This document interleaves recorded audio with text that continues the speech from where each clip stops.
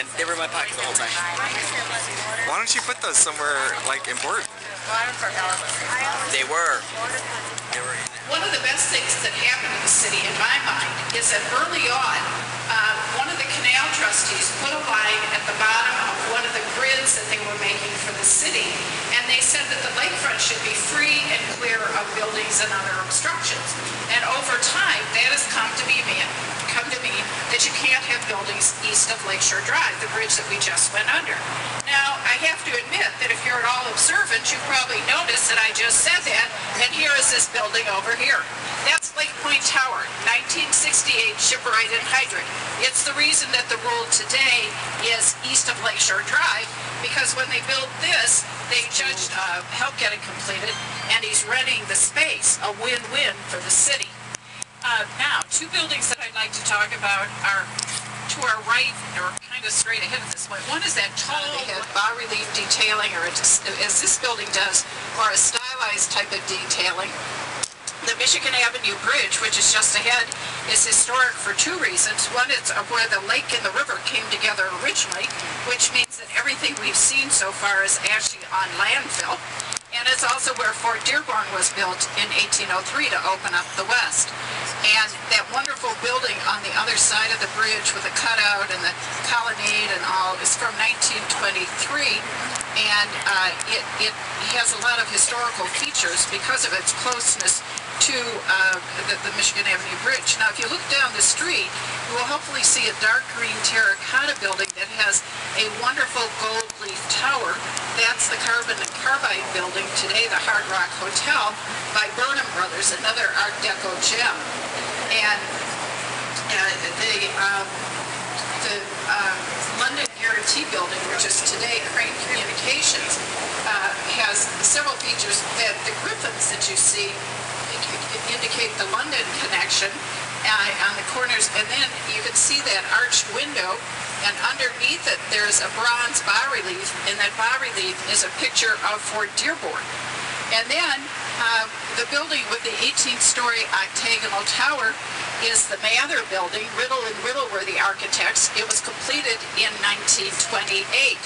It's Chicago's narrowest skyscraper. And then we have the Jewelers building, the wonderful building that has the domed classical top, the Renaissance style detailing, the terracotta, and the four little water towers. Now, Jewelers building, 1929. It's Art Deco. So you can see that Graham Anderson was an architectural firm that moved with the times. Now, the Civic Opera building has office towers on either side of the blank wall behind which the Lyric Opera performs. The setback that you see was nicknamed Insull's Throne after Samuel Insull, who put up 50% of the funds for the building. You can see that this building has bas-relief detailing, the masts and the musical instruments and all. It also has stylized detailing that's typical of Art Deco under the windows here at the bridge. And then the next building is the Mercantile Exchange. And this building, again, is office towers on either side of a blank wall. So it echoes the Civic Opera building architecture. But that's where the similarity ends, because this building is much more modern. There are trading floors behind the blank wall here. If you look up above where the tower is, you can see that here where it jumped the river. And so it continued all the way to the lake. As a matter of fact, Grant Park began from the ashes of the fire. They just shoveled them in, an early landfill. It then went on to the main branch of the river that we came up originally, jumped that in several places, and continued on to Fullerton in Lincoln Park, where there are pictures of people hiding behind the gravestones of the cemetery that was there. It was an internationally known event. Queen Victoria and the British felt so badly that we had lost an important institution like our public library that they sent us about 8,000 books to replenish the collection, which we particularly appreciated because we never gotten around to starting a library in the first place. So these books are the foundation of the collection for the Chicago Public Library. Incredibly, only about 300 people died, although about a third of the 300,000 and living here were homeless. And within 2 years, the city was rebuilt. And so this is photo op time. And the first building I want to talk about is the building with the glass addition in the front that has a pyramidal roof and the abstract logo. And then behind it, there is a building with a statue on the top and a pyramidal roof. Okay, the glass addition is the 1980 addition by Helmut Jahn to the Chicago Board of Trade. And the building in the back is the Board of Trade, built in 1930. At that time, it was the tallest building in the city, and it held that title for about 25 years because of the Depression, World War II, and then a housing shortage. The statue at the top is Ceres, the goddess of grain or wheat. And she was selected because when the Board of Trade opened in 1848, it was a commodities exchange, and wheat was one of the primary products that they traded. That's Sears Tower.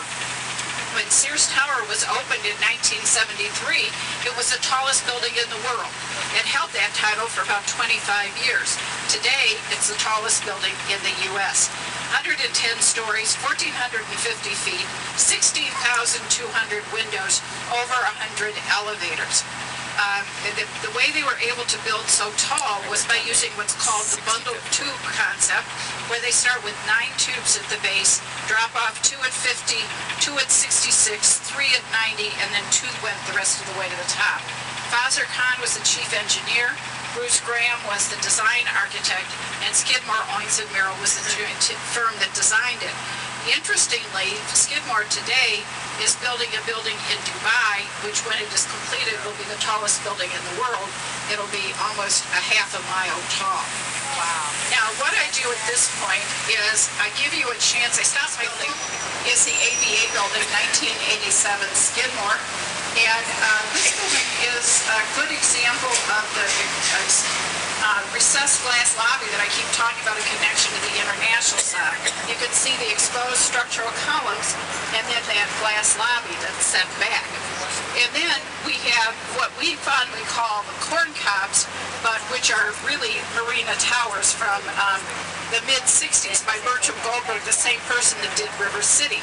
And when Goldberg was developing this, everyone thought he was crazy because it was, people were fleeing the city, there was urban unrest, and there were no residences in the downtown, so no one believed anyone was going to want to live here. But he was absolutely correct. I think between the marina, the restaurant, there was a bowling alley, a movie theater, and even the garage was a big deal then. Now, people worry about cars falling out of this garage while they're in your car. However, to the best of my knowledge, it's only happened 2 times. The first time was when Steve McQueen was filming The Hunter.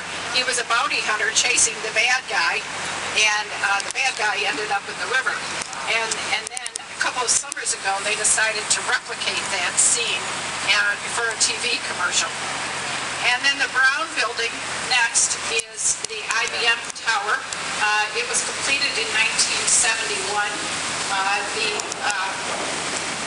Mies van der Rohe, it's Mies van der Rohe's last building in Chicago.